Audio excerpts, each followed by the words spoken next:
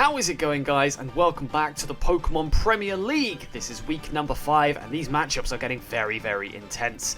My name is Onesie and I am once again filling in for Davion because he's still a little bitch and he could not make it today.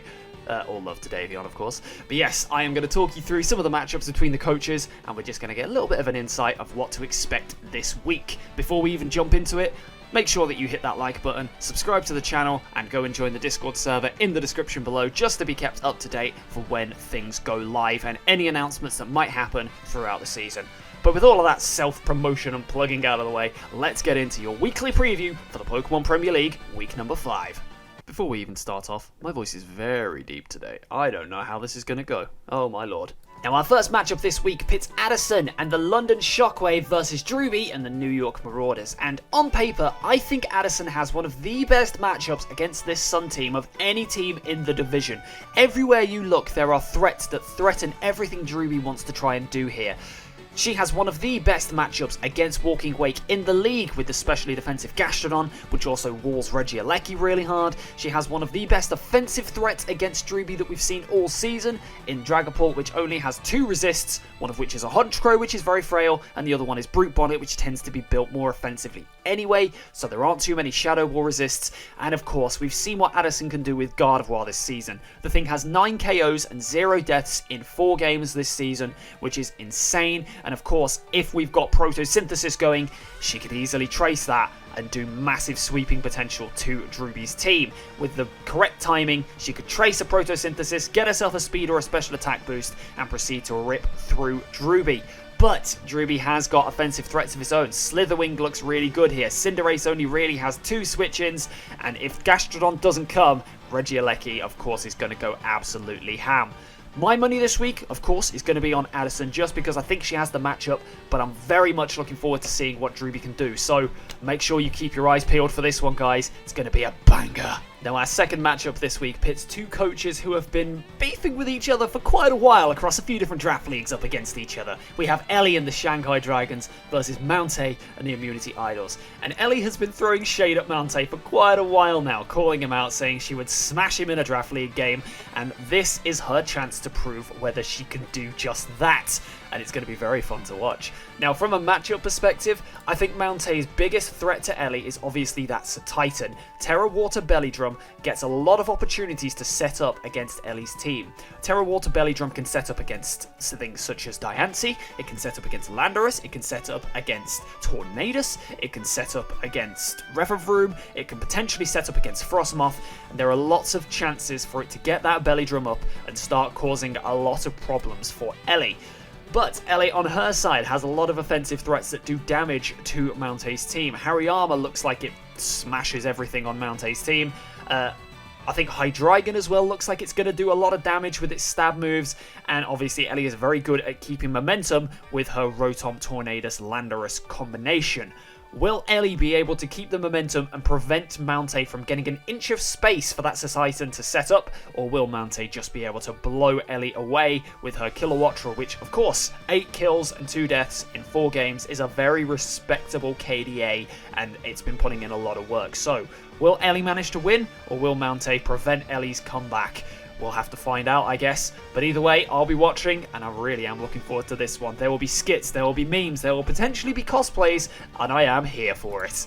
Moving swiftly on, we have MV and the San Diego Chimchargers versus jayvee and the Atlanta Victinis, and this one is going to be fire. MV has got to have a point to prove. He's going to be out for blood after being on the receiving end of Joey's triple final Gambit combination meme last week. That's going to be very fun to see how MV comes out in this one. He's got to be raring to go, ready to completely avenge last week's defeat. And unfortunately, it looks like jayvee might just be in his crosshairs, because everything that Jay wants to throw at MV has an answer for. Baxcalibur, there's a fortress right there. Greninja gets outsped by Meowscarada and completely blanked by Goodra. Volcarona, blanked by Goodra. and it looks like Quaquaval offensively for MV is going to go absolutely nuts. There is a Tauros Paldea on there, that is the water type that can kind of block and check Quaquaval, but it's not going to want to take too many repeated hits. So for me, the game plan here, MV just needs to play it carefully and wait for the right moment to get a Quaquaval sweep or to get some big chip done with Ursaluna early. If we can see that happening, Envy will come away with a very, very respectable win here. And hopefully in this game, he's going to be able to get his first kill in about 2 weeks. So I'm here to see how that goes down. This one's going to be great. Envy's got a point to prove, and this one should be a devastating game. Keep your eyes peeled for this one. Now, on the other side of that triple final gambit showdown last week, we have Pokey MD, the victor, and the LA Wakers versus Jack, greyveee, and the Vancouver Titans. And in terms of seasons, these two are having a very similar time. They're both 2 wins, 2 losses, and -2 differential, and their MVPs are both 5 KOs and 2 deaths. They could not be more similar in terms of their seasons. But in terms of matchup, it's also pretty even. Both of them have some win cons that put in massive work against each other's drafts. When it comes to greyveee, Hisuian Arcanine looks like it does a lot of work with a Choice Banded Head Smash set, with the only real switch in being physically defensive Intimidate Crocodile, which really limits Joey's ability to bring a Moxie Sweeper and limits his options a little bit. But Joey's confidence is going to be through the roof this week after winning that matchup last week. He is going to be incredibly unpredictable. He's going to feel like he can do no wrong right now. And we know what Joey can do with this draft. He's been doing a lot of work with Delphox. It's been smashing through his opponents, breaking holes for his team to exploit, and that could be how this game goes this week. Joey's going to be very unpredictable, Jack's going to be hitting very hard, and this game is going to go right down to the wire. I can't call this one, can you?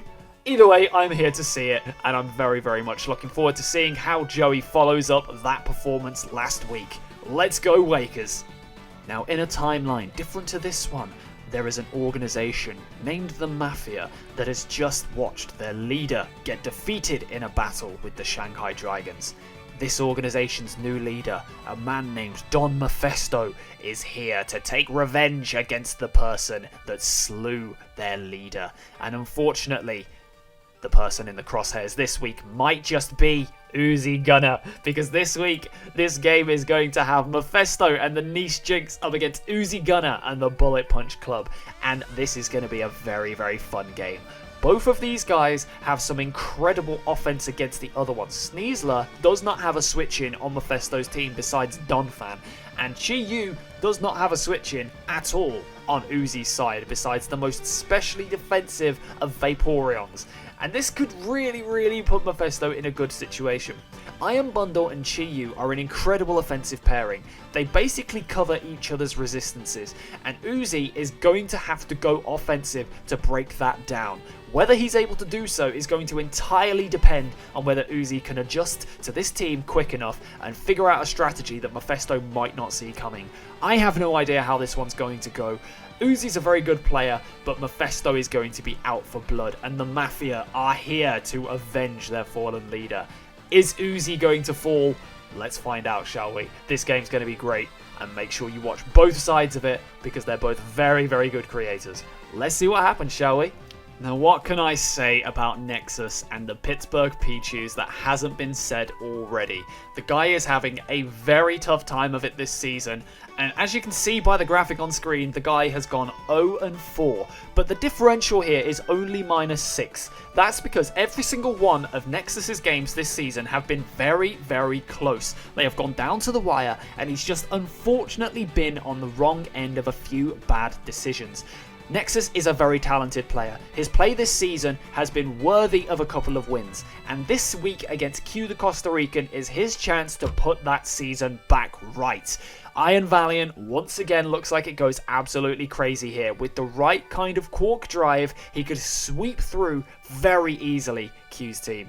But Q, of course, has threats of his own. Meloetta has been going crazy. 9 kills and 3 deaths in 4 games is an insane return for a Mon that was not expected to do much at the start of the season. Much like Addison's Gardevoir, these Psychic types are going crazy. And whether Q is able to get some more kills this season and put enough pressure on Nexus's team is what's going to decide this game.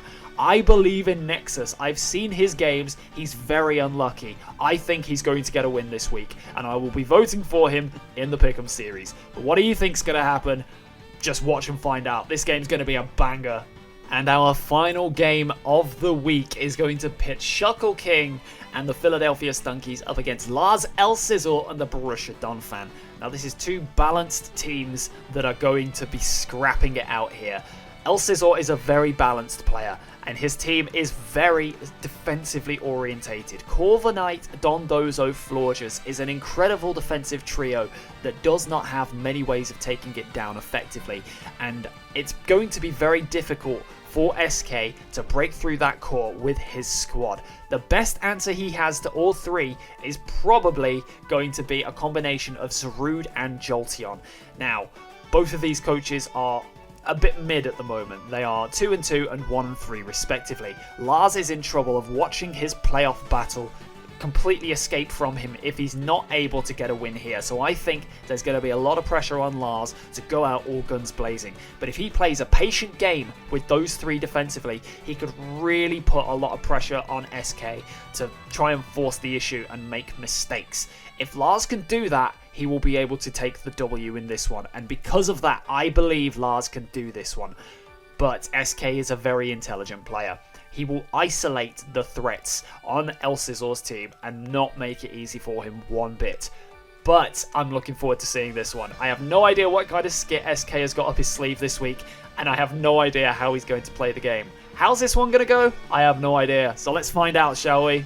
And that is it for your weekly preview this week. 7 of the best matchups we could possibly offer you, and it's going to be a very, very good time. My name's been Onesie. Thank you very much for watching. If you have enjoyed, do us a favour, go down and hit that like button and let us know what you think's going to happen. Which games are you looking forward to this week?